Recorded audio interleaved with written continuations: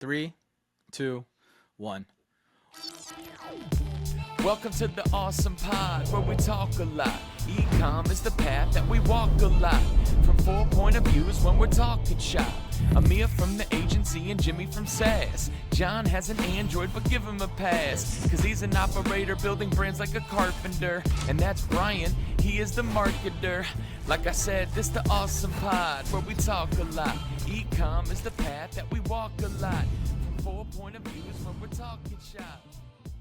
What is up, everyone? Welcome to the ASOM Pod, a show by perspective from the eyes of an agency, SaaS operator, and a marketer focused on e-commerce, retail, and the D2C space. Now, today we have a very special pod because we're doing a recap about ShopTalk that just happened in Las Vegas. And we went through so many places within the ShopTalk atmosphere. And so what you're seeing on the screen is a lot of our behind the scenes as we walked around, we were talking, we were discussing a lot of different things. But John, I want to kind of just kick it right off and from the beginning. What was your overall thought process around ShopTalk itself? Well, I'm realizing right now, man, I'm really going bald. I didn't know it was that bad.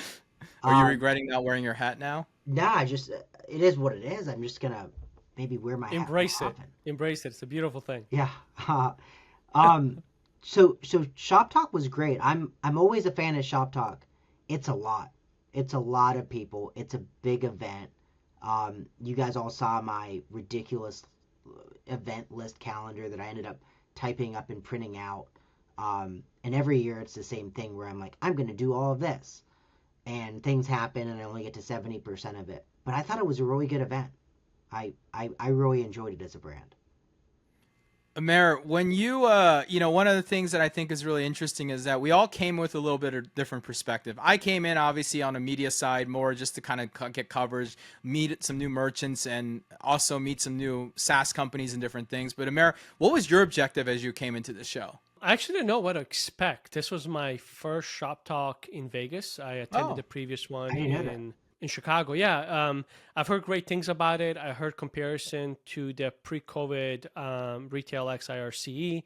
And honestly, I hate to say it and admit this because Jim is going to use it against me forever, but it is better than the show that it was in Chicago, what it used to be. The way Vegas did it, the way ShopTalk did it, the way it's really, really centric around ecom in general for the most part. It just kind of suits me better, but I didn't know what to expect, and I think it exceeded my expectations. And I think when we go back next year, I'm going to bring more of my team and try to figure out how to kind of strategically approach the show, where this year was more about education for me. Sorry, real quick question. So you said you liked this one more than the Chicago one. I didn't go to the Chicago one because last year was their first year. Chicago. When I mentioned Chicago, I was saying as big as IRC was in Chicago, Sure. I like ShopTalk Vegas better than what IRC Chicago. Okay. That's what I was referencing, because IRC was incredible. Now, how does this compare? So Chicago was their first year. From my understanding, it was much smaller because it's their first year. Much smaller commitments. What it felt to me like a much smaller floor. Yeah. Just the energy is different. I think when you go to Vegas, to Jimmy's points, what he was talking about the entire week, the Vegas energy was harnessed. It harnessed really well for ShopTalk. It just like you feel like you're in a casino for ecom, which is kind of cool. Yeah, and one of the things that I think was really interesting was like they did really try a lot to try to create all the great activation moments and different moments. And even as we were watching this video and we're kind of talking about it, like we were just showing us walking in the entrance, and they had music pumping, and like at one point they had a fog machine going, so it was all foggy. I don't know if any of you guys saw that. Lasers going in. They had all these signs that say like it may cause seizures and stuff, and I was laughing because I was like, wow, they invested a lot on the pre-entry of the show because they really wanted to get your energy up and get you hyped up and moving for it. They had a DJ there. I mean, who has a DJ entering a conference? I don't know. No one. I don't even have a DJ. I feel bad right now. I need a DJ apparently. I'm going to put up a jam box in the corner and pump some music apparently and put a fog machine up. So you had a DJ last year. I did have a DJ, but I didn't have a DJ like pumping up the pre-show entry. I had a DJ at the end of the day. You know what I mean? A little bit different.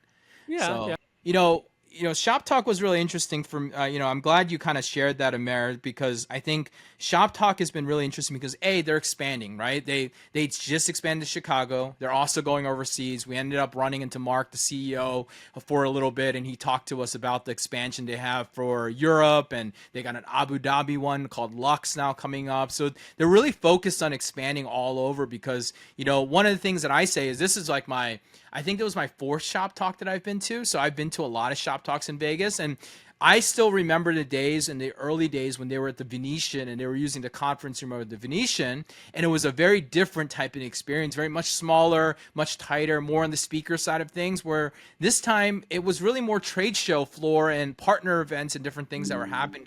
The events were different this year, and we continue to do it. And I know we talked about this, and let me ask you guys, did any of you guys go to a talk? No.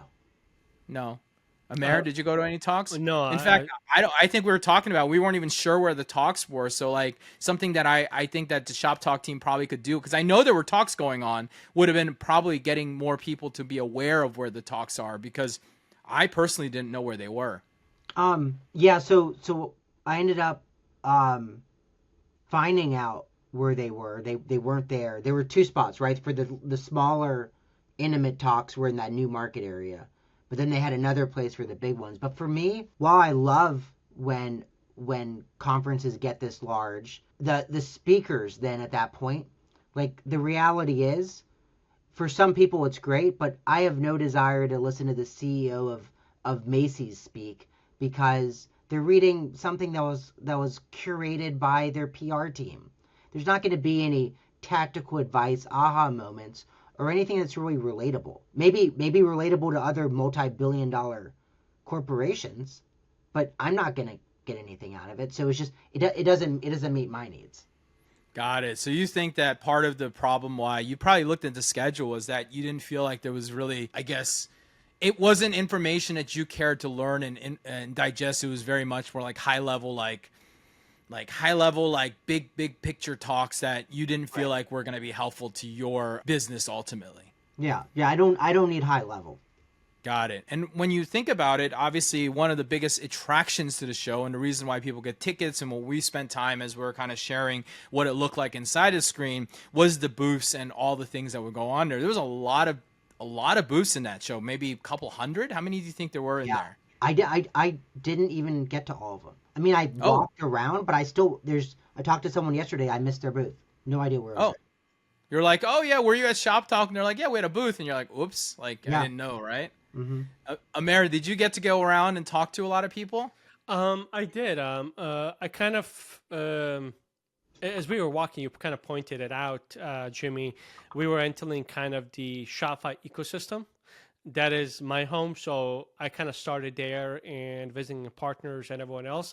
And then I did a loop in one direction around the entire floor, and then did a loop in the opposite direction.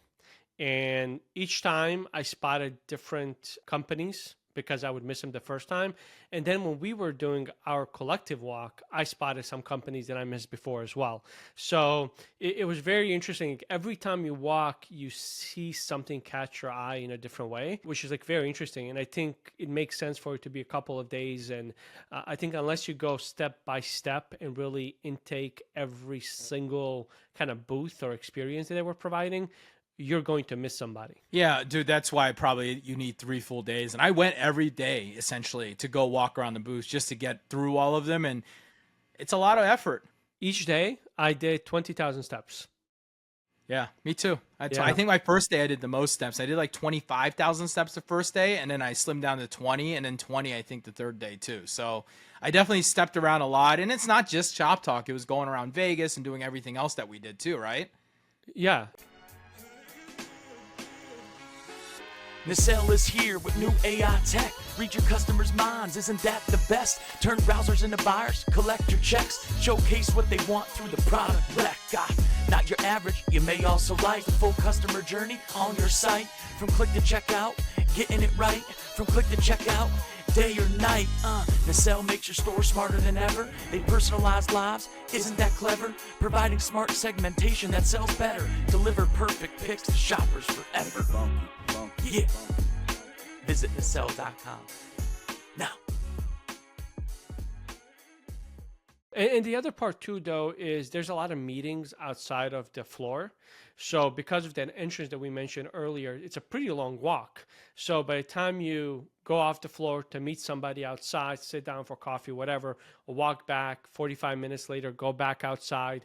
I mean, it is an investment. And one thing I tell my team, and I try to hold myself accountable to this, if you go to these conferences without a plan and preset meetings and things like that, it's really hard to get anything out of them. But I think if you go there with a plan, that can be a really, really powerful tool for maintaining relationships, building relationships, attracting new clients, new tech, so on and so forth.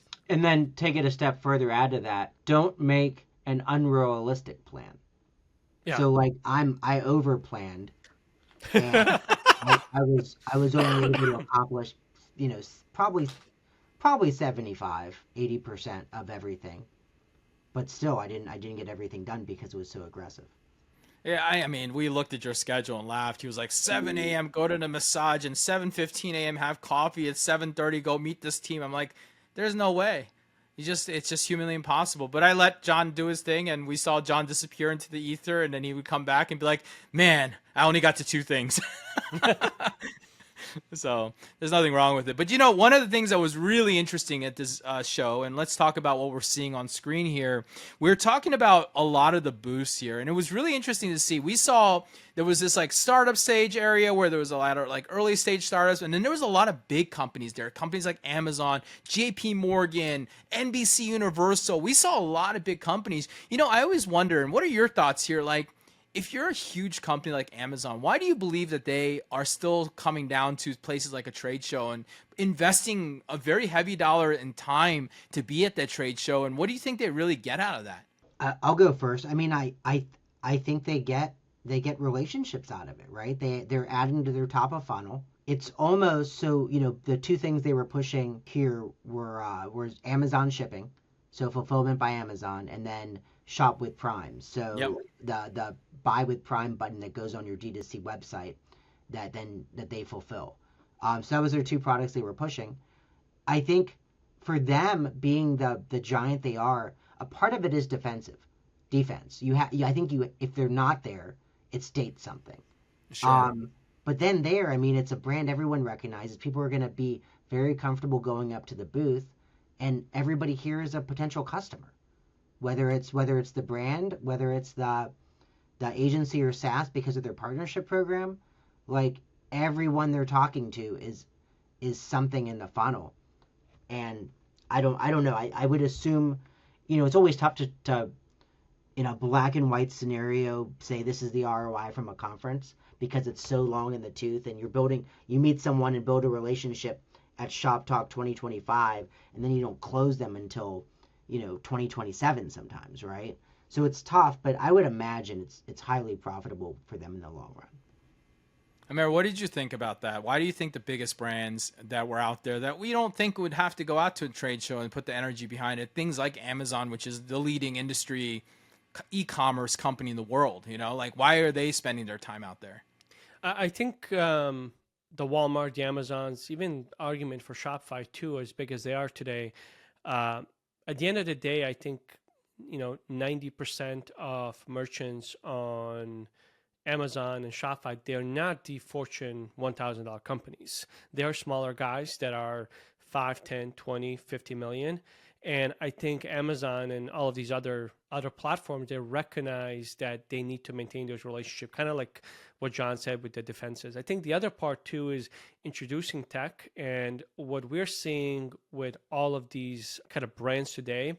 About 7-8 years ago, everyone had a very hardline anti-Amazon stance.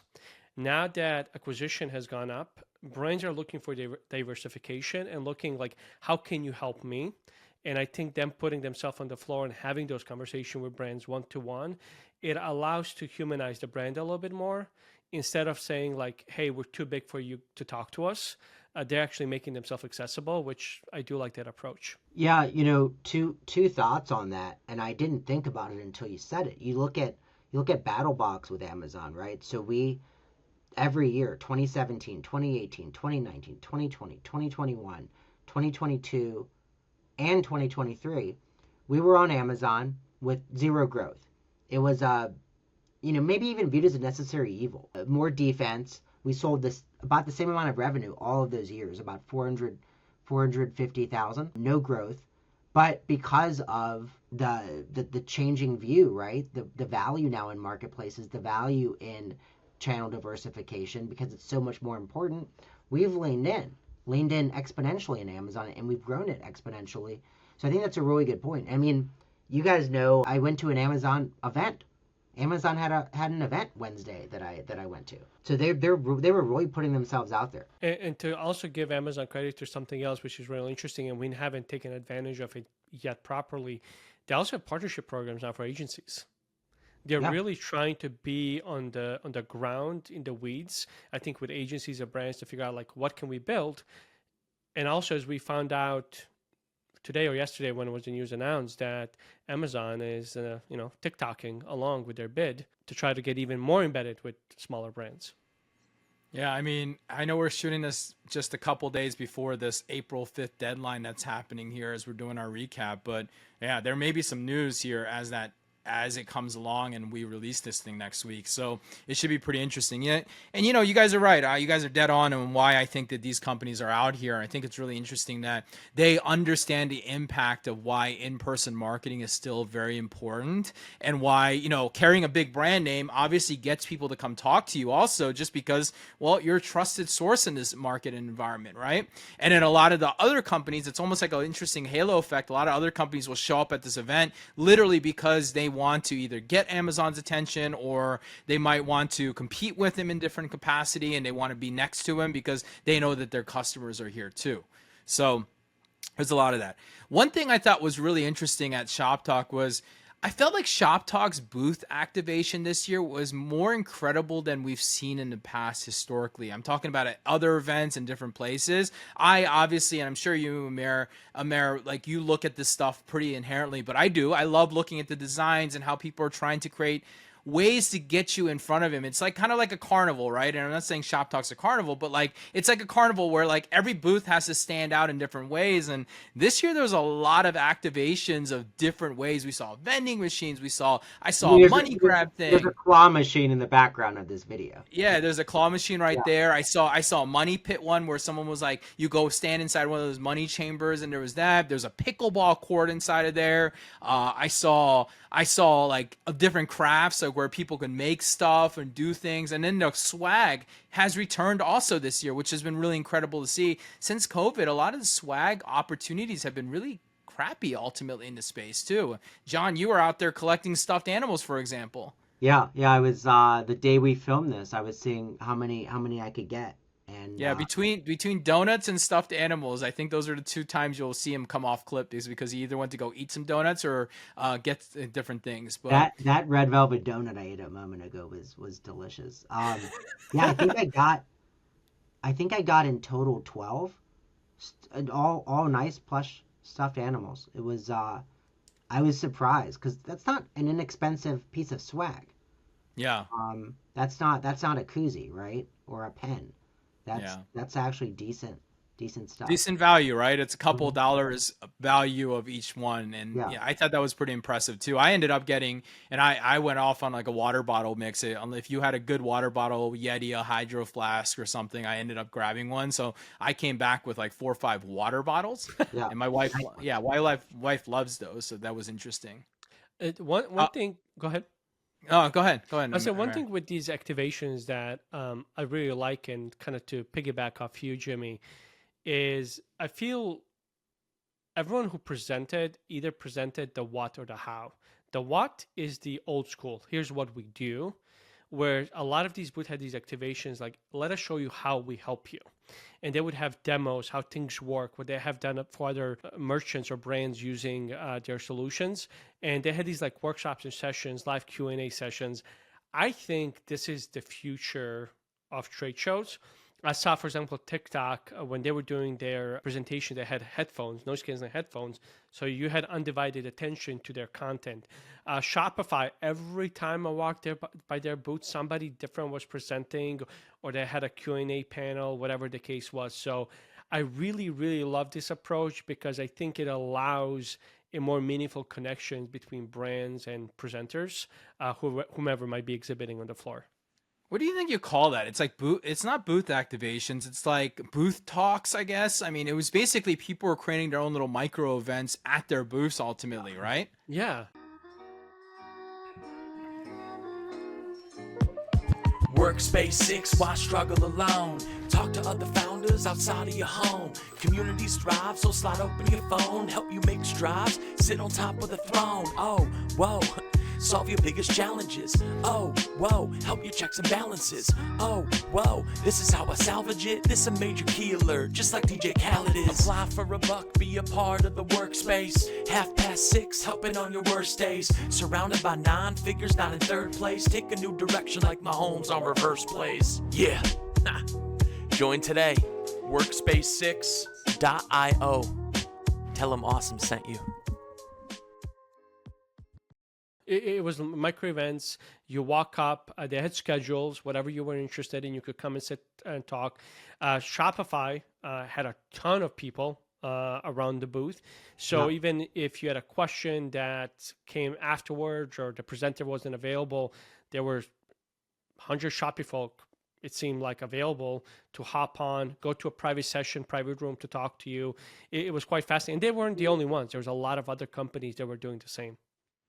Yeah, and look at all the different things. I mean, we were just talking about ways people are activating. On screen right now that we're talking about was like, I saw this thing and I was like, cool, they've got an AI robot machine. Turns out they didn't really have an AI robot machine. That's not what they sell. They were just using that as the hook to get us in there. And that little thing made you cocktails. Ultimately, it was like an automatic cocktail thing. So I thought it was really interesting this year how much people are investing in attention to get them to themselves. And, you know, I know you and I had a spirited conversation about this, but like this company right here, I had no idea what they did. Literally no idea what they did because there was nothing that explained it to you. And I saw that quite often, at least in my humble opinion, within the space, that I think that booth marketing requires not only getting attention by offering something to get people to you, but also being able to share what you do, because it's not about getting all the people to your booth. It's about getting the right people to your booth and the right people who are interested in your solution to your booth. And I think that some companies were doing a better job. I saw like a company like Kintsugi that was out there, and they were like very, very like on point. We do tax compliance for brands, where you saw other companies like that one we just saw, the AI company. I still don't know what they did. And I even asked him what they did, and he gave me a bunch of big words. We are hyper personalizing the general customer experience of blah, blah, blah. And I was like, cool, dude. And I walked away, and I'm still like, what is he doing? And I always think that like corporate talk, right? Like, it's like, is that the right way to go approach it? I think a lot of brands, what I've seen in, I think you were a little bit, we went back and forth on it, a little bit too harsh of the criticism. I think a lot of brands had things in the background or on screens, but to your point, they were trying to do a gimmick to get somebody interested to talk to them. So the purpose of the booth wasn't necessarily right away. It's like, hey, here's what we do and how we can help you. Or, hey, here's this cute claw machine. When you approach it, we'll bring you in. It seems like that was a tactic for a majority of smaller booths. And then the larger booths had those quote unquote activations or talks or whatever we wanted. And then you had those smaller traditional booths like Kintsugi that you talked about.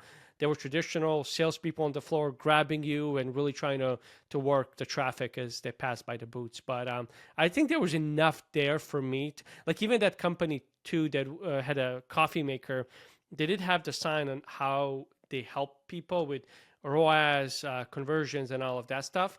It seems like brands leaned way too much in using statistics instead of making a statement. Yeah.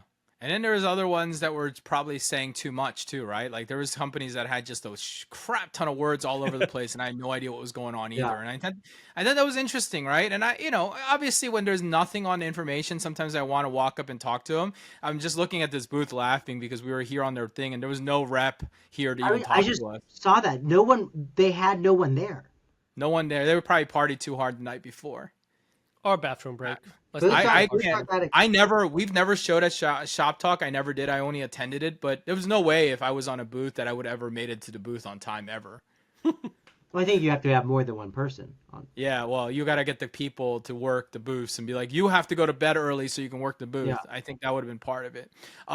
Some of the big ones, I think right here, we're talking about it, but I was really impressed by Attentive. And this was day 3, so we didn't see as much of a line. But for the first 2 days, they had a line wrapped around the room. And I walked up to one. I said, what are you waiting for? And they were giving away free Uggs. And everybody was willing to sign up for a demo for a pair of Uggs. And I got to give it up to Attentive. Look, I know we mock and joke about the AirPods and all the things that they've done in the market, but they do a great job innovating and getting in front of people and getting people's attention by giving them something, right? And getting them on a call. I mean, would you have stood in line for a pair of Uggs? Maybe? So Uggs, no, but that one teddy bear, the one bunny that was like the more premium one. The Salesforce one, right? Yeah, it was a $70. I looked up, it was $70 retail. Woo! But that one, unlike the others, I had to do a demo. I had to give them 10 minutes and build an AI agent with the Salesforce AI builder. So I mean, they got me to do it. Did you like the output of it? Of the AI agent? Yeah. No. Oh, okay. So it wasn't a great demo, but at least you went through it because you at least did it. And if it would have sparked your interest, it might have actually been a different story potentially, 100%. Right? Yeah. So you went in with an open mind and said, okay, if they're gonna give me a gift, then what are we gonna? We're gonna look. I'll listen to them. I'll lend my ear. Yeah, that was really interesting. Go ahead. Just for the companies that are kind of like listening to this, from a brand perspective, what is that like minimum for you where you're like, hey, this is worth the wait? I want to get this. Like, is the value $20, $50? Are we talking stuffed animals still? Sure, stuffed animals. Let's say. I mean, stuffed animal. I don't know. I was going to get them. I don't think the 10-minute demo thing, that was the only one of the 12 that asked for anything. The others were some just gave it to me. Some were slight qualifying. Yeah.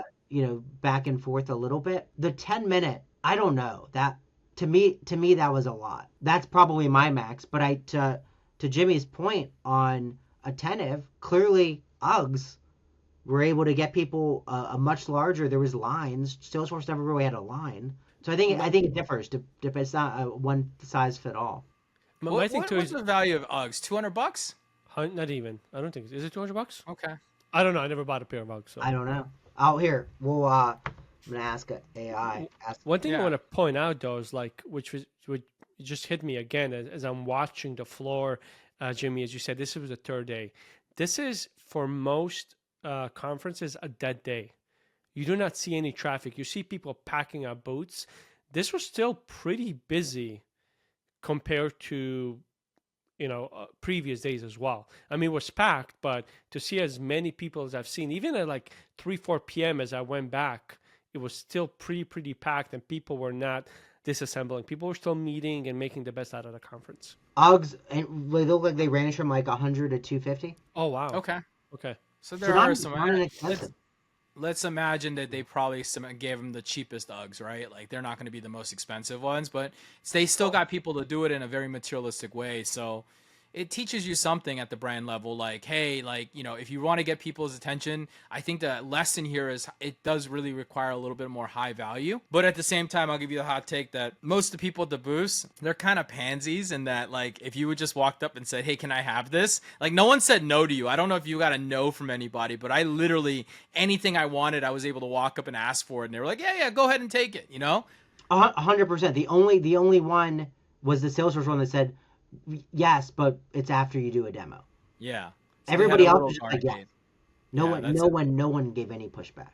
That's Oh, can interesting. I scan your badge? Sure. Can I scan your? Yeah. People scan my badge and then they followed up with terrible emails already, and that's a whole Yeah. different story and a whole different I've segment. gotten But some bad ones. That could be a whole I've episode. gotten a lot of bad ones afterwards, so it was definitely interesting. Go. Yo, listen up, let me put you on game. OmniSend's got the tools and everything that they claim. Email, SMS, yes, all in one. Ecom brands love it cause it gets work done. Yeah, 125K worldwide. Reviews so high, got them beaming with pride. And their stars are 4.8, no joke. Shopify back, so you know it's dope. Automation so slick, like a self-driving whip. Bring them back with a click, never losing the grip. Easy migration, yeah, that's no stress. Support so strong, got me feeling real blessed. No sneaky fees, no surprise in sight. Ain't calling it alignment just to raise the price. So if growth is the goal and sales on your mind, OmniSend's got the tools, now go get what's mine. Hit omnisend.com today and watch your brand take off, okay? Oh yeah, and tell them Awesome sent you.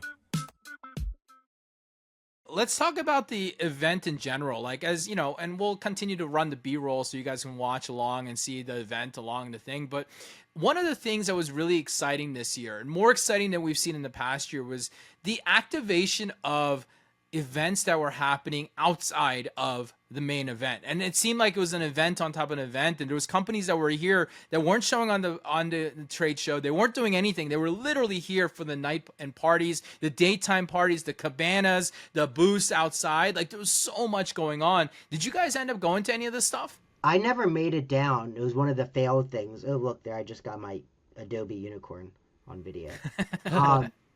So I never made my way to the cabanas, which was frustrating because I had a couple events out there where I wanted to, but they were during the day, and it just made it difficult.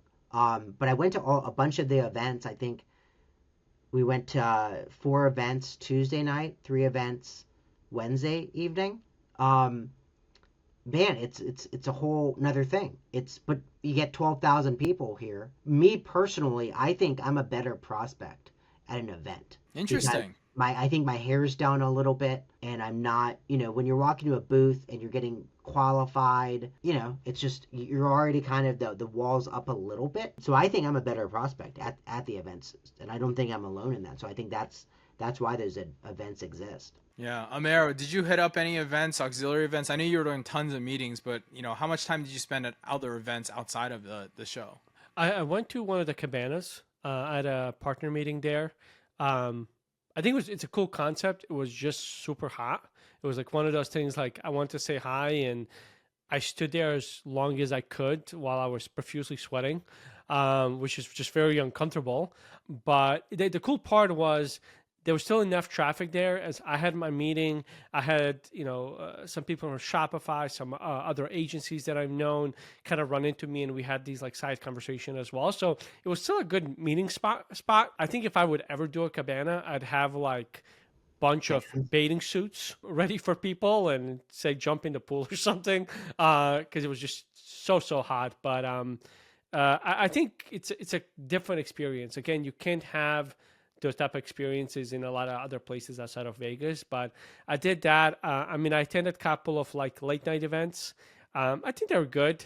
For me, I don't enjoy the let's rent a bar out and drink anymore. That's not my thing. I think John, Jimmy, us three went to one of them together. We went to that one together, the Wild Wild West.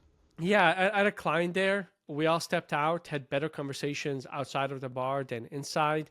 I went to the one on Chuan Des. That one was actually decent. It was smaller, more intimate. I had some productive conversations there. It was funny. Jimmy texted me. He's like, yeah, there's a lot of people here. There's a few brands. And I came, hung out with Jimmy. Amir was there, and met a few brands and walked out. It's like, looks like I'm 3 for 3 and did my part from there. I don't do hard selling, but it was good to talk to those brands. And I don't know, I liked it. It was a different pace of energy, just to kind of change it up from a long day. Yeah, I think it's interesting when we're talking about the events to a Vegas novice, thinking it's okay to have an event that's halfway down the strip.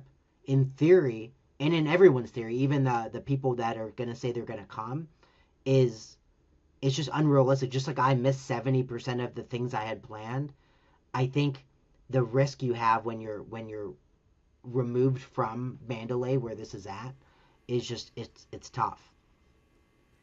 Yeah, no, I think I agree with you on that. And I think it really depends on who you're trying to attract and what the event opportunity looks like. Like last year, I threw a tech partner event. We went to Hockey Came in a Bar, and I was oversold and packed out because it was such a high level value event.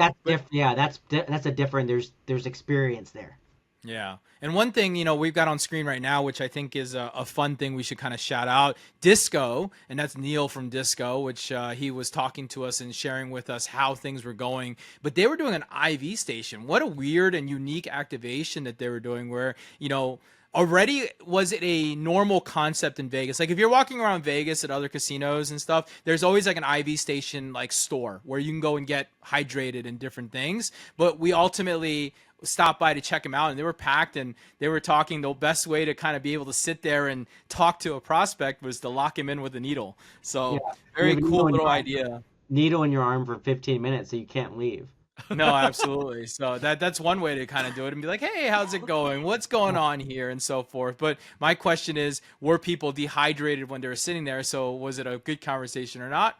We'll find out if they come back with it next year. We'll know what's going on there. So that was pretty cool. And John, here you are, more stuffed animals as you continue. Yeah, this was a weird stuffed animal. I don't know what this, if you guys remember this one, it was a strange, it's like a half human creature.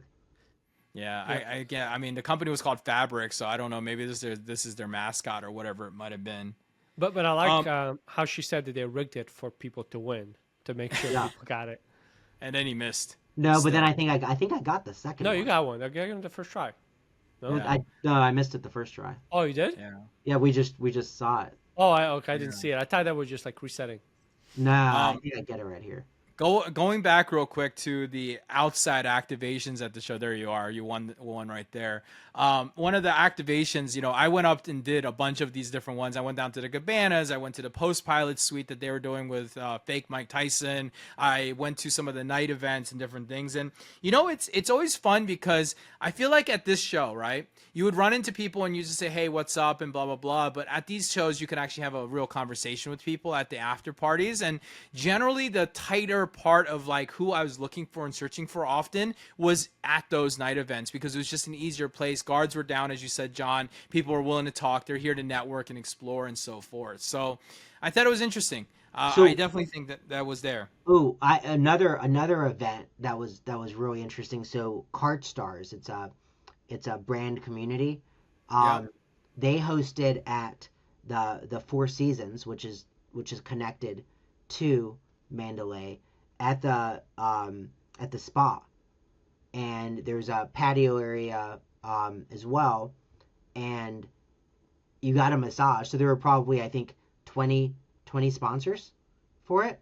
So you got a massage from a Four Seasons masseuse, and then afterwards, when you returned back to the patio area, you were given a passport, and you wanted to get stamps from all the countries, but in this case sponsors. And if you got all the stamps, you were entered to win a all expense paid trip. But after the massage, you're kind of like you're in a good state, and it was an hour. You had to do an hour commitment, so I walked around for an hour. I was only able to speak to, I think, 5 sponsors, but they were all great conversations. So to your question, Amir, earlier, I gave an hour. I didn't fully understand what I was doing, but I wasn't mad about it. Yeah, that's awesome. Yeah, that's so interesting. I mean, a massage is very expensive in Vegas. Yeah, and so that means you got a good value. $400 or $500. Yeah. One thing that we're showing here on screen that I thought was really cool was, and we were just panning to it a second ago, but the store back there. And I know you guys didn't really get into that, right? Neither of you guys got through the store. I went there this day, and it wasn't the same. It had already been ransacked from your experience. Yeah, so when I went in there, what was cool is they basically got a bunch of brands to donate products that they wanted to showcase to 10,000 people. What better way to get in front of retailers, wholesalers, VCs, and investors, and other people and get out there? And the store was really packed with a bunch of free stuff. And you walked in and you got like a bag, and they said, go get 3 items off the shelf and go pick up whatever you want. It's all free. Any consumable you can have that doesn't count as your 3. These are 3 things you can have. So I went in there and I got some random stuff. I mean, I got this like Tide Pod holder thing. I got some like, I don't know. I think I got some like facial cream stuff. What else did I get? I got definitely a bunch of consumables like gum and gummies and different things. I'm kind of looking around to see if I still have any of this stuff. I definitely got some fidget stuff, and it was kind of interesting. It was a really interesting concept of how to showcase some of their brands and, allowing brands to kind of showcase to other people. And there was a line around the room most of the day when we were there. And obviously day 3, it got kind of quiet. All right, so the last thing here, and we're kind of walking in, and I never really understood this, the new market. Do you guys understand what the new market really was? Because it was filled with things like Amazon ads, Paramount TV, CBS Plus. Like there was super big companies in there, and it was a beautiful TV screen and beautiful collection there. But either of you guys know what new market was? I think the idea, the narrative was this is just the future of e-commerce and retail. I think that was the concept at least, but I didn't fully understand it either. Yeah, the way I understood it, it was kind of like their prediction where the market is going in terms of advertising, technology, and things like that. Is like, presenting as the future, what the brand should be doing tomorrow in a sense. And I think that's what they were trying to. And a lot of these big companies, whether it's an NBC, Amazon ads, they're opening up their consumers more and more to advertisements where brands can take advantage of it. Interesting. Yeah, I couldn't figure out what the new market was really for, and there wasn't a really good explanation. And the big companies were in there, and they were shooting like podcasts and videos and doing all these kind of things back there, but I really never got the grasp of it. I walked into that area twice, and I kind of said, woo, shiny, and like there was like, big brand name companies in there, but never really figured out what they actually ended up doing. So I had 2 interesting pieces of that. One, I was talking to Paul Chambers. His kids were on spring break, so they were in Mexico for the week. So he didn't get to come to Shop Talk. One of the questions he asked me when I was texting him was, how's the new market? And I didn't know about it. This was prior to us filming. Here's the first time I had even seen it, because it was over nestled in the corner a little bit, so I never even ran across it. Yeah. So there was obviously some buzz about it and communication about it. And I'm assuming emails, because he was aware of it. The way they describe it on their website is next generation media lives here, where retail media meets the explosive rise of next generation discovery channels. Okay. So yeah, the future. Okay. A lot of big words. It just means new stuff in the future. Forecasting, I guess. All right. I want to wrap this show up today. I want to talk about your overall show experience. Will you come back next year? Will you go visit some of the other ones? I know we ran into the CEO at one point and we talked about it, and we'll put some B-roll up about him kind of talking and sharing his experience. But really, he talked about the expansion that was happening, how they're excited. There was 10,000 plus people at the event. How are you guys feeling about this thing? Are you guys going to show up next year? Yeah, I'll definitely be back. I think I'm going to have a whole different strategy and try to have a larger involvement in the entire ShopTalk ecosystem. I'm also going to be at the one in Chicago. Obviously, it's in my backyard, so I plan to be there as well. But the event was much better than I expected, given the hype around it, and kudos to them. And Jimmy, you're one of those guys. When you put Commerce Roundtable together, you're available for everybody to approach you. Paul and Chris from Sub Summit, they're the same way. And actually, I was surprised that Mark was available and as accessible as he was on the floor as well. And that shows me, for all 4 of you that I mentioned, how much effort and confidence you have in the value that each show provides for the attendees, and that you're not afraid to take hard questions as well as compliments. And I think for all 3 shows, it's compliments all around. Yeah, I agree with all that sentiment. As far as in regards to Shop Talk, yes, I will be back. So this was the first year in 4 where there weren't multiple members of BattleBox at it. I guess 4 years ago, I think just I went. But since it's always been, typically it's 4 people. I think one of the years it might have been 2. Last year it was 2. So it's interesting because, to your point, there were times, Jimmy, where I left you guys and I had to go do my thing as a brand and have the meetings. I like having a wingman, right? It was supposed to be Brian, and if it wasn't Brian, it would have been a battle boxer, because I don't want to say I don't like people, but like it's a lot, right? Like my gas tank is empty socially after one of these days.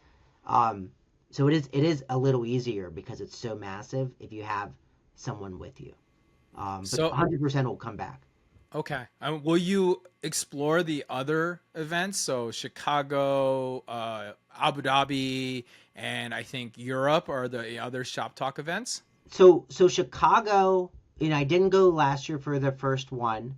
I think there's a world where I might check it out this time. It might make sense just with Amir in Chicago, if we can, have a faceted trip, right? If we can also shoot some pods or do something else, it might make sense. I'd love to figure out why I need to go to Abu Dhabi again for Shop Talk. If I can figure out a reason, I am 100% in. I went to the UAE a few years ago and I loved it. So I'd love to go back, but I just don't know, am I going to get anything out of going to Abu Dhabi that I wouldn't get in Vegas? And I guess the same argument, am I going to get something out of Chicago that I wouldn't be able to get it at the main one in Vegas? I don't know.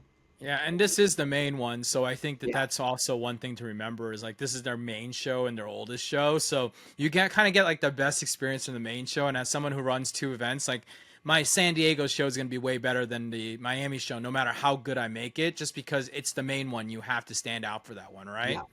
So I have 2 follow-up questions for you, Amir. One, you complained about being hot, but as I watched this video, I noticed that you're wearing a hoodie and pants, and you noticed that I was in shorts and a short sleeve shirt. Were you potentially hot outside because you were wearing a hoodie and pants? No, I didn't have a hoodie on outside. Definitely not. No, inside it was cool. It was comfortable, but outside it was, you guys know it was scorching. When we got there, it was nice temperature. What, it was like high 80s when we Yeah, it was hot. It was hot there. But like, Jimmy, so like I get cold in casinos. yeah. Were you not cold in shorts? No. I guess I have shorts on here too, so I wasn't cold. Yeah, you had shorts on here too. Yeah. We were both in short sleeve shirts. Yeah, And I then was fine.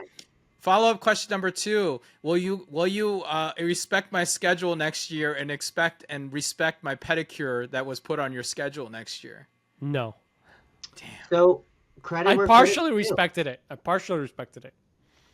Credit where credit's due. That was the first pedicure of my life. I'm not sure how I feel about it, but with certainty, I 100% enjoyed the experience with you guys doing it, right? Like there's value in there from like a bonding, like WTF, but I would do it again. I will say that the event that I would have looked the most forward to, I couldn't make because we were recording our podcast, which does hurt a little bit. Which event? So Beauty in Essex, which is my favorite restaurant. There's one in Vegas. Monday night Recharge had in the private dining room of Beauty in Essex with the chef Chris Santos a private dining experience with Chris Santos. Special menu, him there. He signed a book for everybody, his cookbook. But talk about, I'm not saying it to complain, just as another great example of what an experience, right? That's an event. That's an event in its own.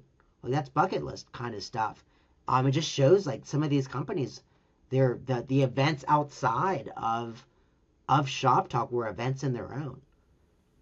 Yeah, it was definitely I'll put big shout out to like some of the outside things that people did. And like, obviously I have my own personal feelings towards someone like Klaviyo, for example, but they sponsored the Sphere. We know how much that is, $450,000. Yeah. They had the Times Square wrapped up. If you rented an Uber from the Shop Talk place and you rented it, it would pop up with an app right afterwards, which was freaking annoying, by the way, but it did happen, right? Dude, they went all in. Yeah.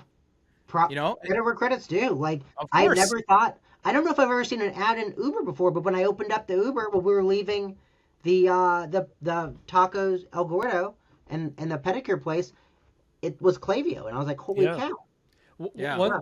One thing I would make a recommendation for anyone that was there this year and wants to be there next year, and this is the way I'm thinking about it. Something that us three and Brian talk a lot about is how SaaS is becoming a commodity, really, across the market, and it's really hard to stand out just simply based on the product. If you're going to invest into a booth, if you're going to try to do some type of activation, if you're going to fly your team out there from a service provider or a platform provider standpoint, you need to create a hook for a reason for somebody to talk to you. If you're just going to stand there and hope people are going to approach you, I think it's too noisy of an event for that. So invest into something that is going to allow you to build a relationship with an attendee. If you think your brand or your solution is special, I think you're probably wrong because there's so much out there.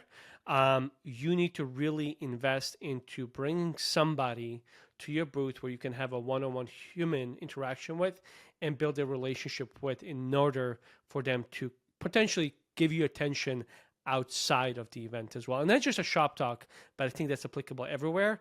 And the pros at it did a really, really well this year at Shop Talk. Yeah, I mean, event marketing is a skill. It is a marketing tactic, and being able to plan around that correctly is not just showing up, not just having the right booth, not just having a great product, but it's really leaning in and being a part of it and creating all the noise. And it's also weeks and weeks ahead. Like whenever you're doing this, you should be couple weeks, maybe 8 weeks to 12 weeks ahead, basically marketing and getting the right people there, inviting those right prospects, bringing them in, because that's part of your job as a SaaS side company. And I have an idea for next year. I'm not going to share it, but you guys are going to be blown away by it. Are you going to wear a big monkey suit? Oh, no. It is going to be something you guys are going to love and appreciate.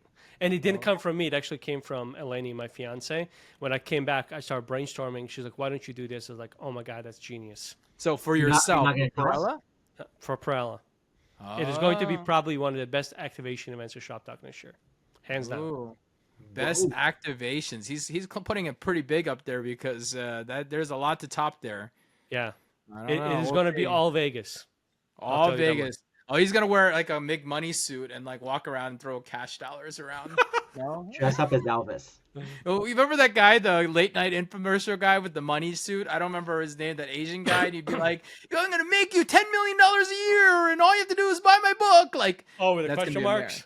Yeah, question marks. That's it. That guy. Yeah, I forget his name, but that could be you, bro. That could be you. All right, guys. Well, that was cool. We'll, hopefully you guys got to enjoy the B-roll that we shot. We were out there, we're walking around, we're talking, but really what we wanted to kind of talk about was we overlaid it with this videos with what we thought about and what we saw. But Shop Talk was a cool thing. I think, first of all, big shout out to Shop Talk. Thank you guys for hooking us up with media passes to be out there to kind of cover it and explore and meet a lot of people. We definitely got a lot of people. We got some great interviews. We got some great pods shot. And secondly, I'm very excited about next year. A, it's Vegas. It's really hard to get me away from Vegas, so that's an excuse on its own. But B, it really is the Super Bowl of e-commerce or retail and direct-to-consumer, and it's definitely the show that people need to be attending, especially in any vertical of it, from the brand, SaaS, or whatever side it might be. And hopefully we'll continue to see it get bigger and better and continue to improve. And, people have learned a lot from this year, and we'll see what happens. Any final thoughts from you guys? No. Ready for some Vegas episodes. All right. Well, yeah, the next time you'll see us, we'll be back again, this time with some special guests, actually, because unfortunately, as you kind of see now on our screen, we didn't kick Brian out. We didn't tell him to scram. He literally just ghosted us. He screwed us over. We'll talk about that on the pod, but we did replace him with some really freaking cool guests. So we have a sit-in bestie that will sit in for each of the 2 and 2 episodes. We shot 4 episodes in Vegas. So on the next episode, you'll see one of those come up. We'll be in a different setting. We'll be talking about a lot of the cool things. I think the first one is about, is it about retention? I think the next episode, I don't know. Well, you'll have to see what that next one is. But with that, I'll tell you this, each episode, John, from a brand perspective, said, wow, I got to think about that. There were some there really were some gold aha nuggets in there. Yeah, we brought some firepower into some of those topics, and unfortunately, without Brian, we didn't have him there, but we made up for it, and I think the episodes are fantastic. So with that, if you enjoyed this episode, please make sure you like, comment, subscribe, do all that fun stuff. Find us at asompod.com. That's where you can subscribe to our newsletter. Thank you guys all for tuning into our Shop Talk recap live pod that we've done here, and we hope you enjoyed, gave you a little glimpse of what we saw behind the scenes. And again, big shout out to Shop Talk. Thank you for bringing us out and letting us cover the Shop Talk 2025. We'll see you guys next week. Welcome to the Awesome Pod, where we talked a lot. Ecom was the path that we walked a lot. But now the question is, will you subscribe or not?